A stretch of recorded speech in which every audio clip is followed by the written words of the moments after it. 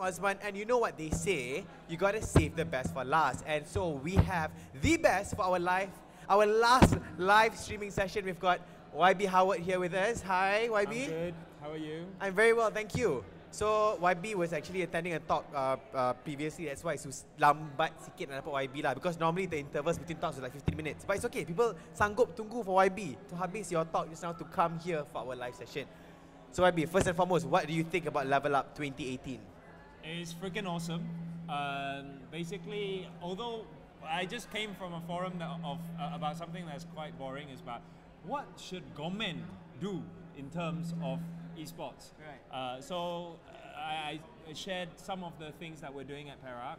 A little bird in the sky told us that Perak is probably the most aggressive state government in terms of pressing the esports development agenda. So I'm glad to represent Perak. I'm glad to share some of the things that we're doing in Perak. So if you want to know, you need to come to Perak. And having that said, congratulations on such a successful organization of Sukma the other day. I was there, I even interviewed YB Howard over there actually, and also it's about Kampung I pun Perak also. So I have a bangga lah when you say that Perak is one of the most aggressive states and all that. Yes, Perak Pride is right here. What are the other initiatives that's going to be done by Perak to boost esports in Malaysia, YB? Well, of course, Sukma was one. I didn't make it happen. It wasn't me who was successful, it was every single person, every single esports athlete, every single gamer who came to support. That's what made it successful, not me. But I think what we are doing, the state government is doing, number one, we've literally just set up an esports council.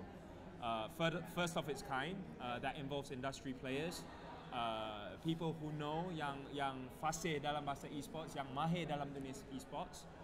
So we're going to together set the agenda for esports development and governance.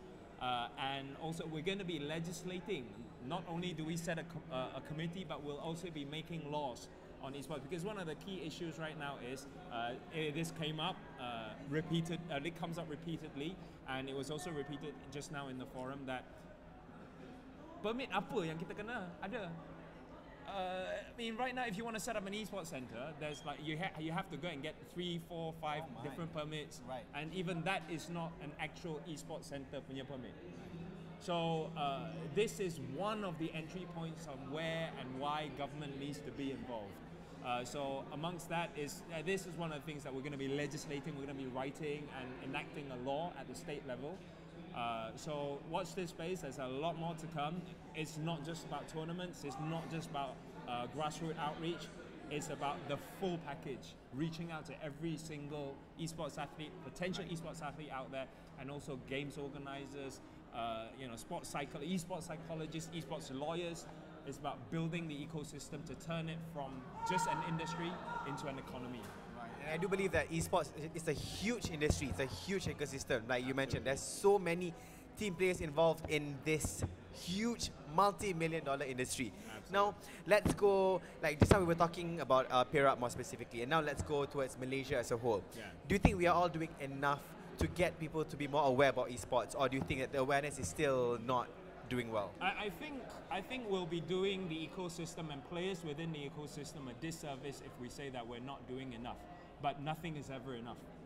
Why do I say that? Because right now, despite what we see here, despite the thousands of people who have thronged Level Up today, there are still players, potential athletes out there, potential coaches who have the potential but have belum dicungkil lagi. So this is what we need to do more on, to reach out, to provide the different platforms, to provide opportunities or platforms for more opportunities to arise, and for those opportunities to be matched with those who can make these opportunities into realities and successes. So nothing is ever enough. What we're doing right now is fantastic, but I think we can go a hell of a lot more. And what do you foresee in esports in Malaysia in the next 5 years, YB? I foresee the esports being a mainstream subsector of the larger economy of tomorrow, where not only people who are organizing events get to make money, but you're gonna have people making a living, decent living, doing decent work, creating decent opportunities, living decent livelihoods from esports.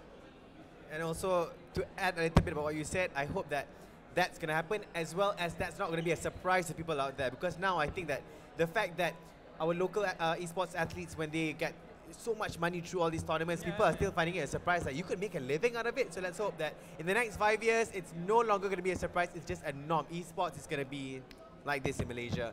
Thank you very much for being here, YB Howard. Wonderful seeing you again. All right, guys, that is it. That's all of our live stream for today. But worry not, because tomorrow we are back with a few other panelists. So stay on My Game On's Facebook page tomorrow to check out our live streams. Thank you very much, guys. Woo!